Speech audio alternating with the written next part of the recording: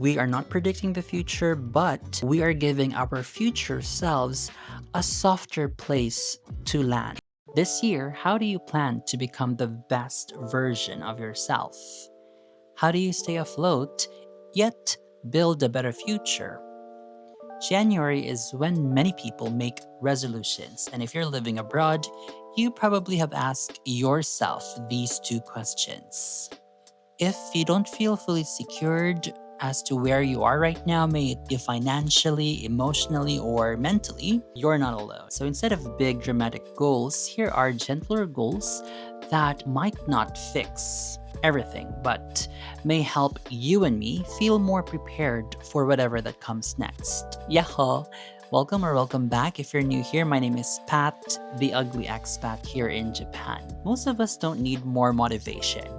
We need rest. One of my main goals this year is simple. That is to be less anxious. And by this, I mean I need to worry less about, everything, stop overthinking, and simply have better, longer, and deeper sleep. This is because when we are tired, everything feels heavier. Our problems, our finances, our future. I used to think that better sleep meant doing more, doing a lot of things before bed.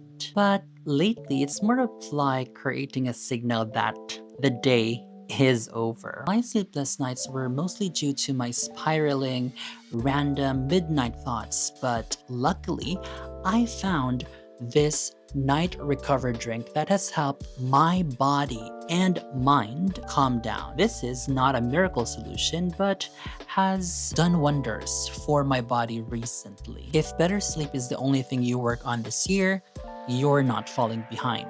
You're actually taking care of the foundation. Another gentle goal that I set this year is reading 12 books, 6 fiction books, and 6 non-fiction books. But I'm staying flexible, so I might change it if I see the need. For now, I've already started with this one.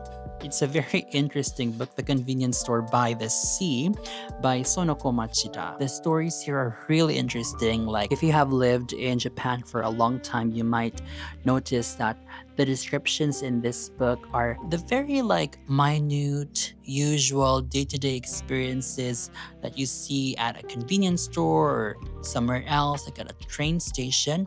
But the author and the translator did a very good job at describing the whole situation. Since I am not good at describing something artistically, I was so amazed at how they tried to explain the very famous egg sandwiches that we see at a convenience store here in Japan. If I would describe that one, I would just say yellow.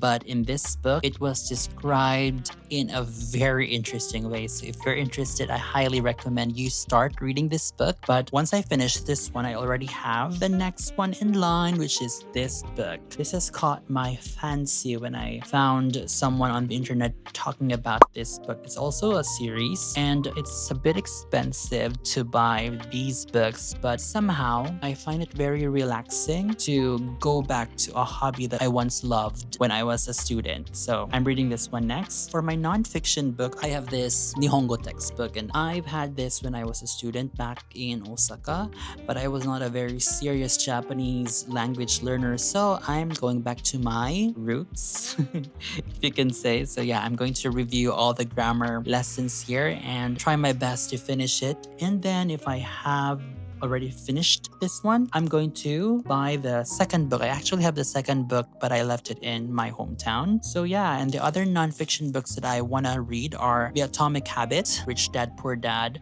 But if you have other recommendations of non-fiction books or self-help books, I would love to know your ideas. So please comment them down. So as I've said, I've already started reading this novel, and what surprised me wasn't the story. It was how quiet my mind was while reading this. No notifications, no comparisons, no social media uproar, just one page at a time. So if your life feels noisy right now, maybe reading isn't about learning more. Maybe it's about remembering how to be still and enjoy the quiet solitude with a book that you fancy. This year, I also decided to learn a new skill, making UGC videos. And for those of you who are not familiar with UGC, it just stands for user-generated content.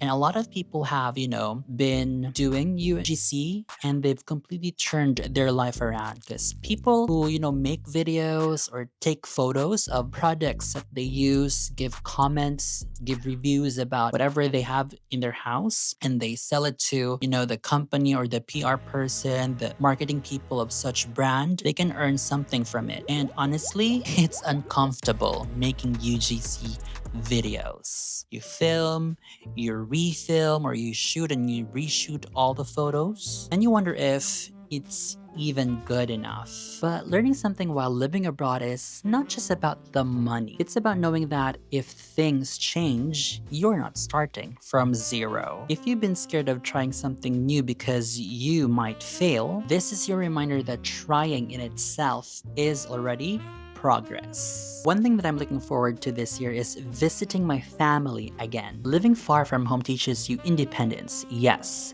but it also teaches you what truly matters in life. A lot of the goals we set aren't really for us. They're for the people we miss, the people we always come back to as we try to become stronger, steadier, and more secure. Now I also want to save up 100,000 pesos. That's roughly 1,600 US dollars by the end of this year. Not to be rich, and of course, not to impress anyone, but because I believe that having money equals having options. Many people love to say that money can't buy happiness. And if you happen to be one of those people, wow, nice to meet you. I'll be happy to take off that burden from you. Please transfer your extra funds to my bank account as soon as possible.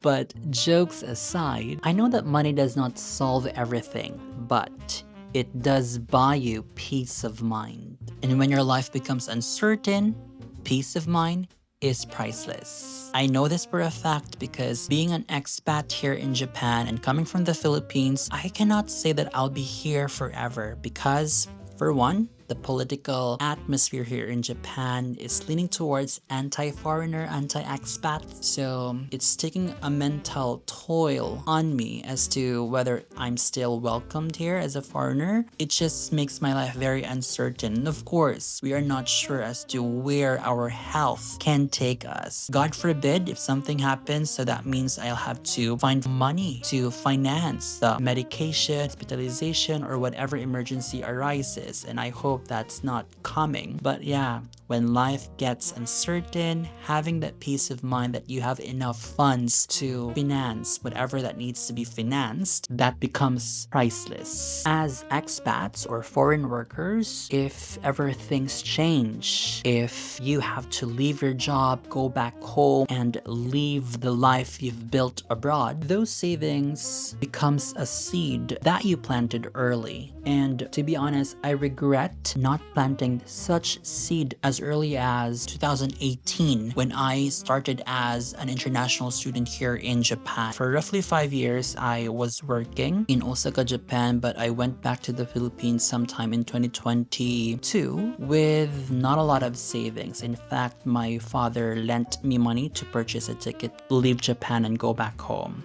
So yes, that's one of the biggest regrets that I have when it comes to working abroad. So this year is going to be the year that I will have 100K in my bank in the Philippines, just, to have some buffer if something arises. I highly recommend you also have that kind of mindset, because working abroad is not perpetual, it's not everlasting. So these are what gentler goals are really about. We are not predicting the future, but we are giving our future selves a softer place to land in case something, happens. And if this year feels uncertain for you, you are not alone. What you're feeling is valid, what we are feeling is valid, but we still have a long way to make our future selves proud, because it's still January. We still have a lot of time to make ourselves better. And speaking about betterment, in my next vlog, I will tell you about some small business ideas